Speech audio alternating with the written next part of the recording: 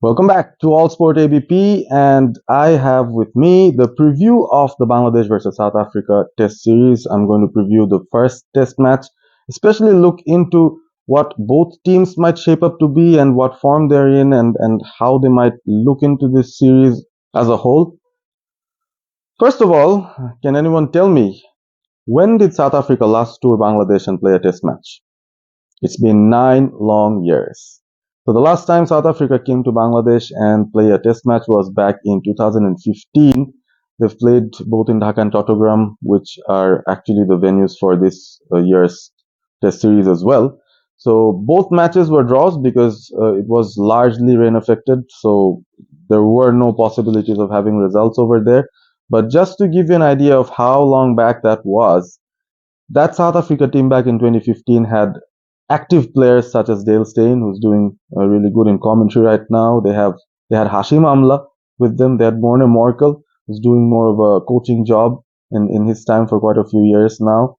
Yes, we can speak about Quinton de Kock. We can speak about Faf du Plessis. All of them were part of the South African side in 2015. So 9 years back, that was a different story. Coming into the 2024 Test series between the two sides, it's going to be very interesting because a lot of new entities will be explored. First of all, if you just look at the Bangladesh squad here, they are in a transition. They've been in a transition for quite some years now, but I think the transition is now fully in its last phase, where we actually see all those senior players that have carried Bangladesh for the last 15, 17 years are actually one by one moving out, being phased out, retiring, or are not in the team for one reason or the other. So the big fuss about this series, especially the first match in Mirpur, was regarding Shakib Al Hasan on whether he would be able to play his final test match in Mirpur as he wished for.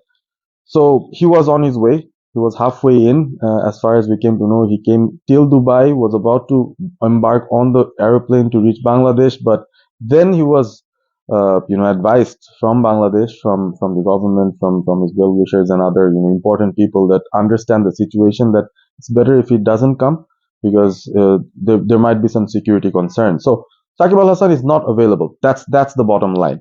And from there, Bangladesh have lost one of their biggest players in Test cricket of all time. So this is truly a transition phase for Bangladesh where they will have to permanently start dealing with life beyond Shakib Al Hasan. And what is the Bangladesh squad for this series? We've seen Shakib Al Hasan's name in the start, like the squad's 15-member setup, but ultimately, since he's not being able to come in the last minute, they've made one change and they've brought in Hassan Murad, who I'm not sure if you all know about him. He's been very prolific in domestic cricket. He is another left-arm orthodox spinner who is a like-for-like replacement for Shakib Al Hasan in terms of bowling, but obviously not as good with the bat. So Hassan Murad has been the replacement for Shakib in the 15-man squad. Looking into the starting 11 and how it could look like, if we go to the top, I think Shadman Islam picks himself out. He's had a very good couple of test series away, one against India, one against Pakistan, and he actually came in place of Joy, just because Joy was injured. Mahmudullah San Joy, the right-handed opener. So he got injured, and then Sadman got a chance in the Pakistan series, did very well over there. He was carried on to the India series. He played there as well. Joy was fit by then, but did not get a chance. So Shadman, I think, picks himself out. And if you look at the other position, it's between Joy and Zakir. My personal choice would actually be Joy because we have seen Bangladesh batting order collapse big time, especially the top order. If you look at the batting order from number 1 to say number 7, Bangladesh have 5 left-handed batters and 2 right-handed batters. So they actually literally have 4 left-handed batters coming one after the other. And this has actually been a trouble for Bangladesh in many test matches we've seen, even at home against Sri Lanka, we've seen that. Bangladesh suffered against Pakistan as well, against India also. So there are situations where the bowlers really can plan out pretty well. Each of the 4 left-handers that come in, they actually can easily plan for a particular way to get these batters out. And they've got some sort of difficulty facing the new ball. We've seen that before. So we're more prone to having these kind of collapses. I think if there is a right and left hand combination, the bowler actually has to think differently. and maybe change his line. It breaks his rhythm sometimes. I know it sounds cliched, but this is important. So I would prefer Joy, but the management might go with Zakir. It could be any one of them. So the next few batters, I think, picks themselves out as well. Mominul Haq will be there. Nazmul Hussain Shanto is the captain, and then Mushfiqur Rahim is going to be there. And after him, we have Liton Kumar Dash. Shakib Al Hassan is not there, so in place of him, I think Mehdi Hassan Miraj has been always there since 2016. He might get a promotion in batting, so I think Mehdi Miraj will be part of the top 7 batters right now for Bangladesh, and I think he is going to take that burden that Shakib used to take as the premier all-rounder of the side. Mehdi Miraj will have to step up and take that role right away. So Miraj and Liton, that brings our top 7. And then if you look into the bowlers, definitely in Bangladesh context, Tajul Islam has to be there. He will be there. He is going to be Bangladesh's premium spin bowling option here, and I'm pretty much sure he's going to trouble the South African batters, which I'll come to later on.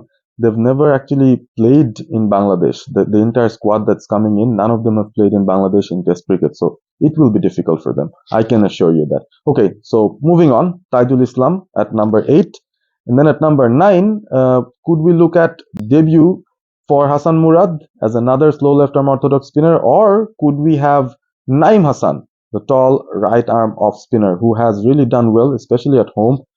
His performances are pretty good. He's tall. He's a different kind of a bowler to Mehdi Miraj in terms of his off spin. So I think the management might look into him and think, okay, let's give him an opportunity. He did well against New Zealand as well at home, the test that we won. So he's got some pedigree with him. But if you tell me what we should be doing, I would actually want to give a debut to Hassan Murad, because looking into the South Africa team or the squad or the probable 11 that they might have, I have some observations, which is why I think Hassan Murad could be a more effective option. I'll come to that. But anyways, you understand, it's either Hassan Murad or Naim Hassan for the third spinner spot, as I should say, because maybe Hassan Miraj and Tajur are already there. Okay, and then that leaves the opportunity for just 2 fast bowlers to come in, and Bangladesh have 3 options.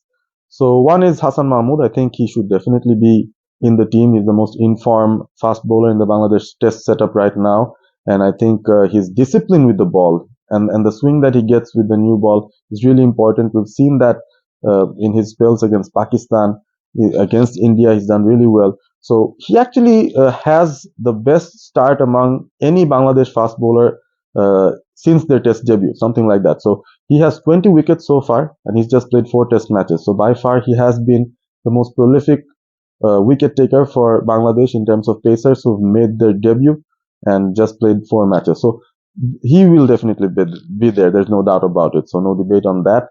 And the last position, for that, there are 2 people who are going to be fighting for it. One is the experienced Taskin Ahmed, and the other is the speedster Nahid Rana.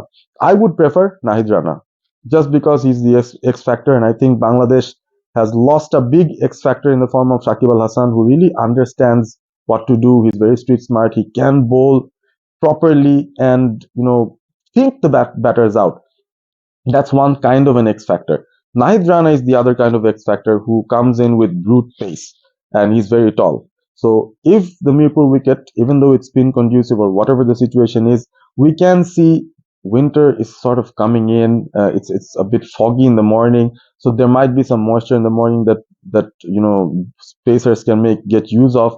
But once the wicket is settled, it's more the spinners in action. Would you want to have someone just bowling out the overs in a defensive manner, trying not to concede runs, or do you want a bowler who'd come in and press the matter, press the issues, try and get a wicket, be aggressive? I think Nahid Rana has all of those factors in him. He also tends to concede a lot of runs because trying to bowl fast, he sometimes doesn't maintain a consistent line and length. But I think an X factor in the form of Nahid Rana would be important for a captain to have, especially to try and bowl him in short spells, try to get some burst of pace and get that break between the spinners who'd be, I'm guessing, bowling very long spells anyway. So Nahid Rana is my choice. So if you just go through on a serial, it's going to be Shadman. My choice is Joy as the openers, and then it's Mominul, Nazmul Hussain Shanto, and then Mushfiqur Rahim, Liton Kumar Dash, Mehdi Hassan Miraj, Taijul Islam, and then Naim Hassan and Hassan Mahmood and Nahid Rana. So that's my 11. So if we just run down the order, Sadman and Mahmoudul Joy, the openers, and then it's Shanto, Mominul, Liton Dash, Mushfiqur Rahim, Mehdi Hassan Miraj, Taijul Islam. I had preferred Hassan Murad to be given a debut, so Hassan Murad, and then the two pacers in Hassan Mahmood and Nahid Rana. That's the Bangladesh 11 that I predict for tomorrow, or the Bangladesh 11 that I think can do well against South Africa. Stay awesome, stay all sport with Allsport ABP.